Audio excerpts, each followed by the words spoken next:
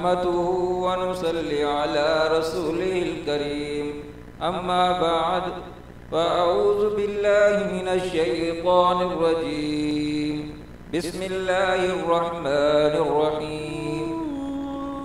میرے دوستو، میں آپ کو نماز کے بارے میں ایک حدیث سناتا ہوں۔ اگر آپ کو اچھی لگے تو میرے زینت الاسلام چینل کو سبسکرائب کریں۔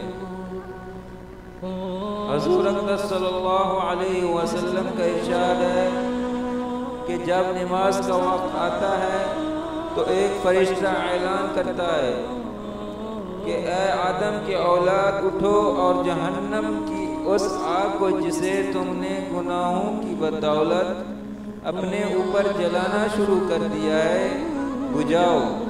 چنانچہ دیندار لوگ اٹھتے ہیں، وضو کرتے ہیں، ظہر کی نماز پڑھتے ہیں، جس کی وجہ سے ان کے گناہوں کی صبح سے ظہر تک کی مغفرت کر دی جاتی ہے۔ اسی طرح پھر عصر کے وقت، پھر مغرب کے وقت، پھر عشاء کے وقت۔ غرض ہر نماز کے وقت یہی صورت ہوتی ہے۔ عشاء کے بعد لوگ سونے میں مشغول ہو جاتے ہیں۔ اس کے بعد اندھیری میں بعض لوگ برائیوں، زناکاری، بدکاری، چوری وغیرہ کی طرف چل دیتے ہیں، اور بعض لوگ بھلائیوں، نماز، وظیفہ،